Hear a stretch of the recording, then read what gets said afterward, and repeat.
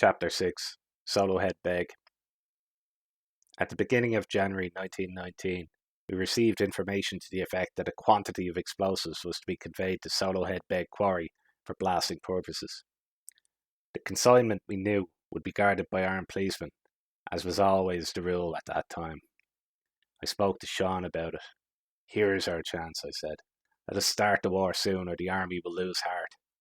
I knew we had but a very small number of men with determination enough for such a job, but I knew too that the number would increase with time, and in any case, it is quality, not quantity, that counts in guerrilla warfare. We discussed the proposal for a long time. Finally, we decided to disarm the guard and seize the explosives, for, as Sean said, there was nothing we needed more at that time than guns and explosives. We made a careful survey of the locality. We selected the spot for our first ambush. We knew every inch of the ground. We had been born and reared in the vicinity, and Sean's own farmhouse was not a stone's throw from the quarry. Solo Head Beg is a small townland, about 2.5 miles from Tipperary town, and less than a mile from the Limerick Junction. The quarry stands on an eminence, on a little by-road. Farmhouses and cottages are dotted here and there in the neighbourhood, though there is no village nearer than Donahill, 1.5 miles distant. It was in this plain, overshadowed by the gigantic figure of Gallaty Moor away to the south, that Brian Boru and his brother Mahon fought their first great battle with the Danes in 968, when Brian, with his gallant army of Tipperary men and Clare men, routed the invaders and never ceased from the pursuit till he reached Limerick 20 miles away and burned the town over their heads.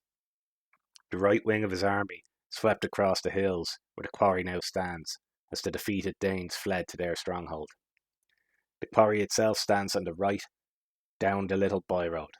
There is a high ditch on each side of the road by which it is approached from Tipperary, and here and there is the further cover afforded by thick white thorn bushes.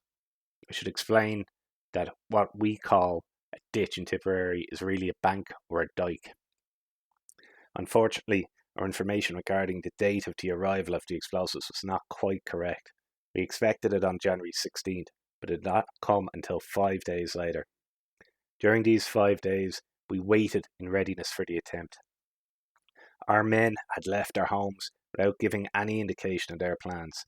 After 3 days, I had to send all home except 8. We had neither provisions to feed them, nor money to purchase the provisions. And so the 9 of us who remained were watching and waiting.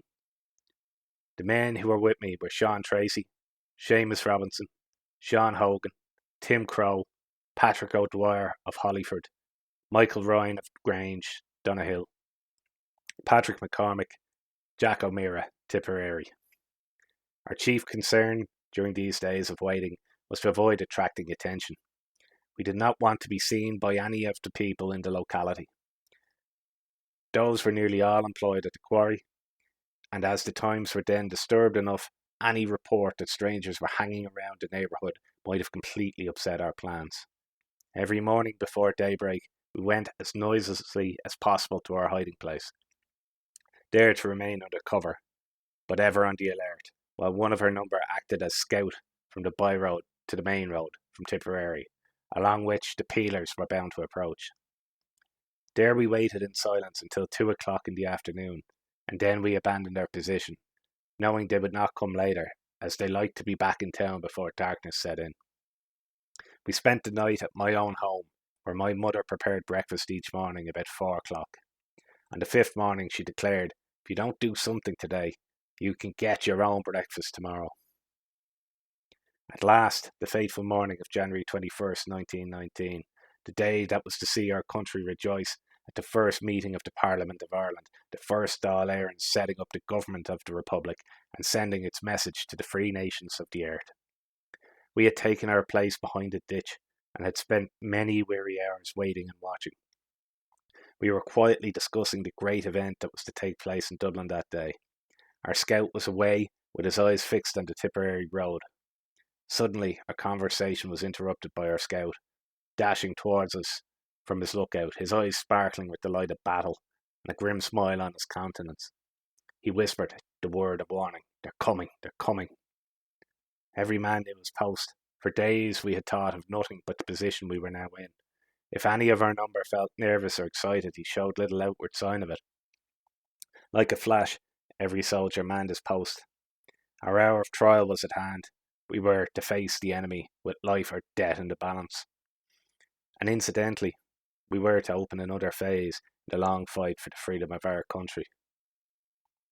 Our scout was again on the alert, and again he returned to report. This time he gave us the actual distance, and he told us their number. Nearer and nearer they come. In the still clear air we hear the sound of the horses' hoofs and the rumbling of a heavy cart over the rough hilly road. That day I did not feel the same coolness that I afterwards strove to develop. My nerves were highly strung. I realised what we were doing, and I foresaw the consequences, whether our plan succeeded or failed. We were facing men trained to the use of firearms, especially disciplined for such emergencies as this. In all probability, they had but just completed the special course in bomb throwing, which had been lately added to the accomplishments of the RIC. My little squad had little experience in the practical use of firearms. We had never been in a position to fire one round of ball cartridge for the sake of practice. We had often chaffed one another about this want of experience and jokingly referred to the probable consequences if our nerves got jumpy when the real time came. But we always brushed aside these idle fears and maintained a calm and cheerful exterior, consoling ourselves with the thought, we're Irish anyhow, and all Irishmen are fighters by nature. But now the hour had come. From my point of vantage, I shot a hurried glance down the road as the party approached. The driver and the county council employee who was to take the explosives walked beside the horses.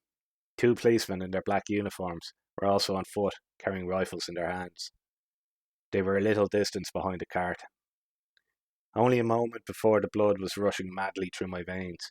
Now when I saw them actually at hand, all my nervousness disappeared, and I felt cool and strong again. I believed I could fight a dozen of these enemy forces all by myself, for the men who were now approaching had deserted their country, and were spies and hirelings of the enemy. Nearer still they came. They talk in low tones. They're almost under the shadow of our revolvers. Hands up! A cry comes from our men, as with one voice, hands up! But no, they seize their rifles, and with the best military movement, bring them to the ready.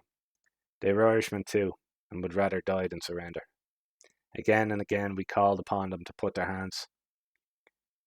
We would have preferred that they should surrender without bloodshed, but they were dogged and stubborn. Now 'twas their lives or ours.